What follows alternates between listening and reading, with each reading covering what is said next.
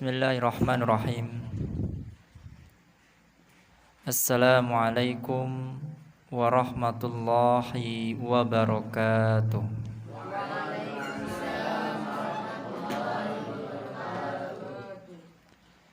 Innal hamdalillah nahmaduhu wa nasta'inuhu wa nastaghfiruh wa na'udzu billahi min sururi anfusina wa min sayyiati a'malina may yahdihillahu fala mudilla lah wa may yudlilhu fala hadiyalah.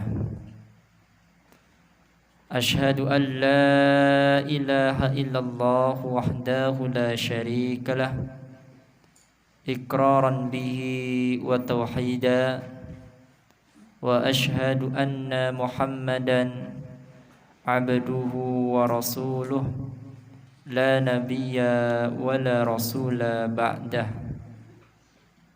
Qala Allahu azza wa jalla fi kitabihil karim, ya ayyuhalladzina amanu taqullaha haqqa tuqatih wa la tamutunna illa wa antum muslimun.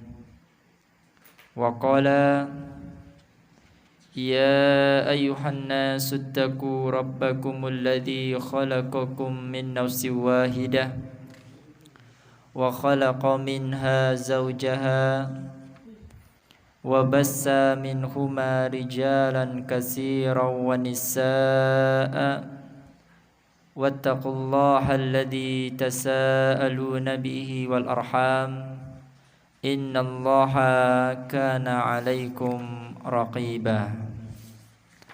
Amma ba'd, fa inna asdaqal hadisi kitabullah wa khairal huda huda Muhammadin sallallahu alaihi wasallam wa sharral umuri muhdatsatuha wa kullu muhdatsatin bid'ah wa kullu bid'atin dhalalah wa kullu dhalalatin finnar. Ikhwatal iman, para hadirin dan para santri yang berbahagia karena Allahu Jalla fil Ula. Alhamdulillah, segala puji terhadap Allah yang telah memberikan kepada kita nikmat, baik nikmat iman, nikmat Islam, maupun nikmat kebahagiaan. Karena apabila kita hidup di dunia tetapi tidak bahagia, maka hidup kita hampa, tidak berarti apa-apa. Oleh sebab itu, dengan nikmat-nikmat tersebut wajib untuk kita, wahai para penuntut ilmu, untuk mensyukuri, bersyukur kepada Allah Azza wa Jalla. Dan salah satu bentuk syukur yang sangat istimewa adalah ketika seorang hamba menggunakan nikmat tersebut untuk kebaikan kepada Allahu Jalla fil Ula. Ya, silakan mati. Baterai.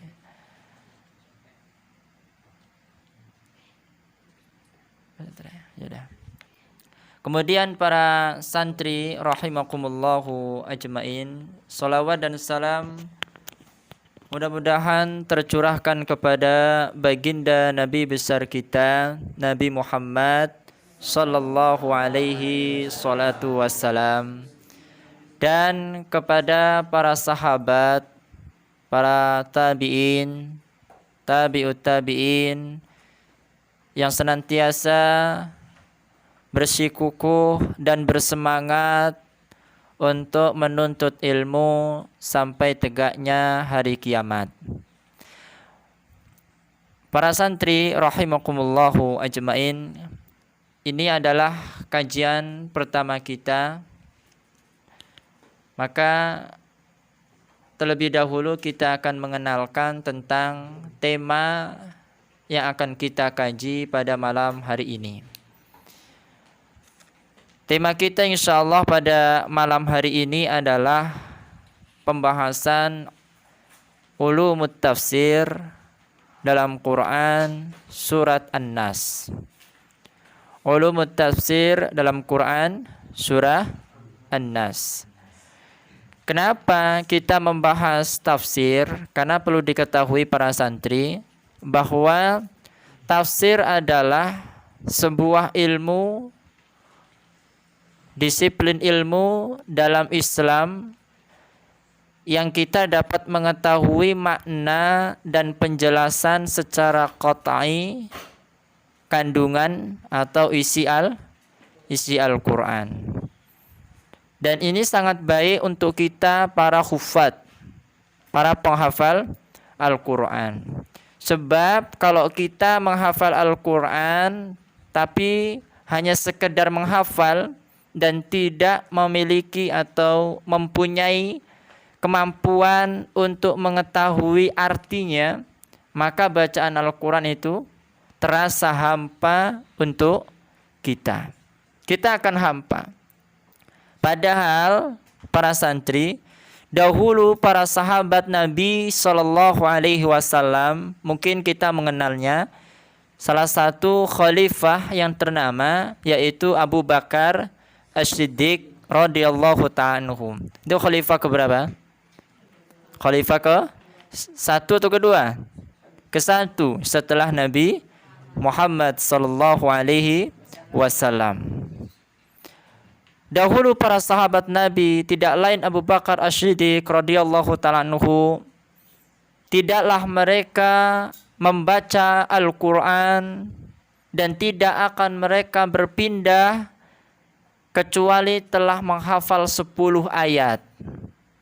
Dan tidaklah mereka berpindah menghafal dari 10 ayat itu kecuali mereka faham tentang artinya, tentang maknanya, tentang asbabun nuzul ayat yang dibaca dan dihafal oleh para sahabat Nabi sallallahu alaihi wasallam.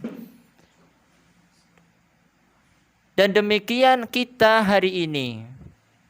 Kita diperintahkan untuk mengikuti para sahabat Nabi sallallahu alaihi wasallam baik dalam kaifiyah amaliyah ya, dan dalam perkataan-perkataan baik mereka.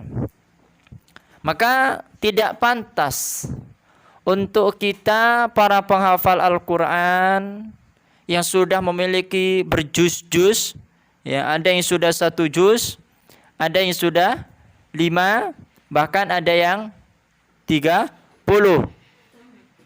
Ya, 30 dikurang 19, Ustaz. Nah, 30 dikurang 27. Itu hafalan saya, Ustaz. Ya. Bahkan terlebih lucu ya, dulu di pesantren Al-Hidayah itu ada santri, dia sering diejek. Ketika ditanya ngaku sama ustadznya, "Ustadz, saya sudah hafal Quran." "Berapa emang Quran itu? Berapa juz?" Kata dia, "Al-Quran itu Ustadz, saya sudah hafal 40 juz." Kelihatan betul bohongnya, ya kan? Nah, kita semua mungkin tidak seperti itu.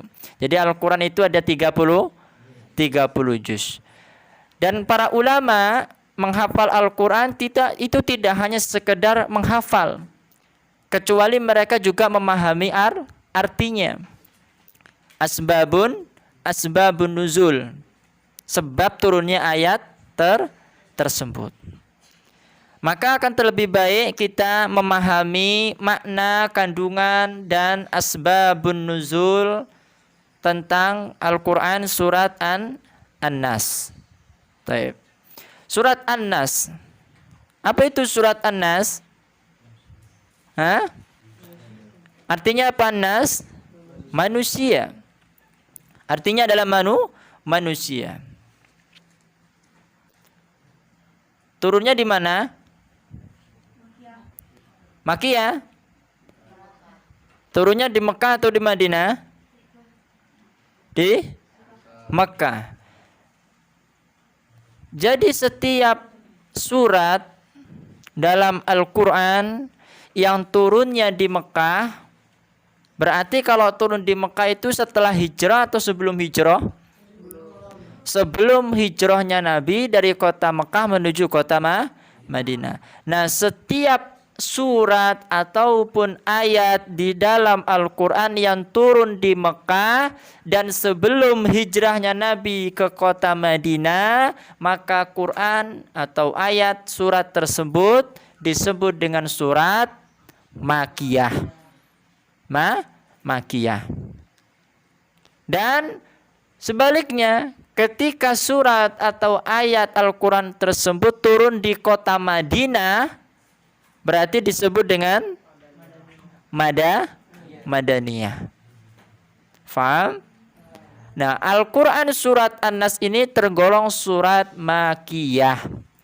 Berarti surat An-Nas ini turun di kota Mekah. Nah, kemudian apa bunyinya? Yang pertama, bahwa surat An-Nas ini terdiri 6 ayat. Ya kan? Hafal semua surat An-Nas? Ya, ini termasuk surat andalan. Andalan ketika kita sholat tarawih. Ada 3 surat andalan ketika kita tarawih. Biasa orang disebut trikul katanya. Ya tahu? Apa aja? Al-Ikhlas, An-Nas, Al-Falaq. Ini surat andalan. Ya, tetapi ya tidak mengapa kita mengulang-ulang dalam sholat kita. Dan afdal ketika jumlah rakaat kita banyak seperti sholat tarawih, ya, maka kita boleh untuk membaca surat-surat yang lain. Jadi tidak membuat rasa bosan kepada para jamaah sholat kita. Taib. Kita masuk kepada Al-Quran surat An-Nas. A'udzu billahi minasyaitonir rajim. Ya, kita semua berlindung kepada Allah Subhanahu wa taala minasyaitonir rajim, dari syaitan yang terkutuk. A'udzu. Apa itu a'udzu? Aku berlindung. Apakah hanya kita yang berlindung? Tidak. Maksudnya a'udzu itu seluruh makhluk berlindung kepada Allah. Sekarang makhluk itu siapa? Kita makhluk, hewan makhluk, tripod makhluk, itu masjid makhluk. Ana wa antum wa siwa madunallaha makhlukun.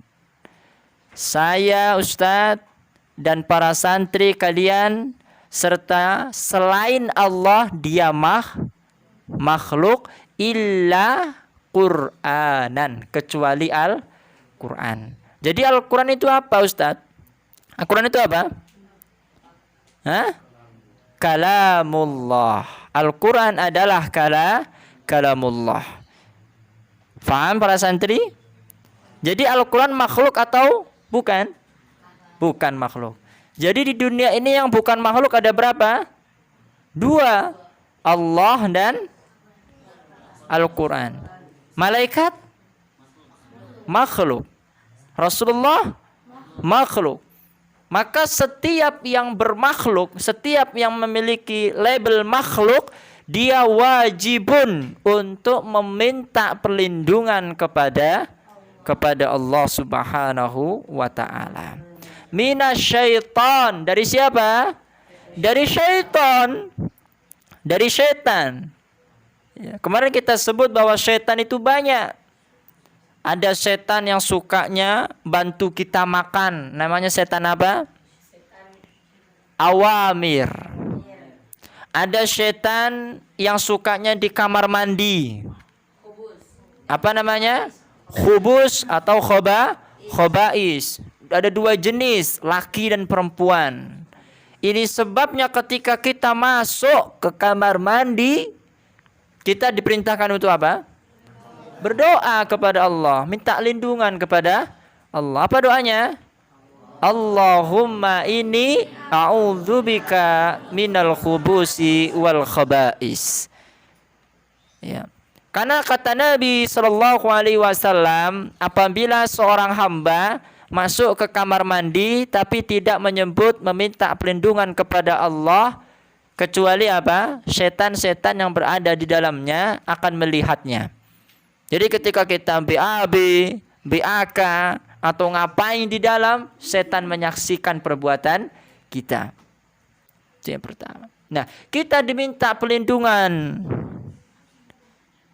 dari setan-setan yang terkutuk. Karena setan ini adalah apa? Inna syaitan lakum aduwwum mubin. Setan adalah musuh kita yang paling nyata. Jadi musuh kita ini bukan teman kita. Musuh kita bukan ustadz yang galak dengan kita.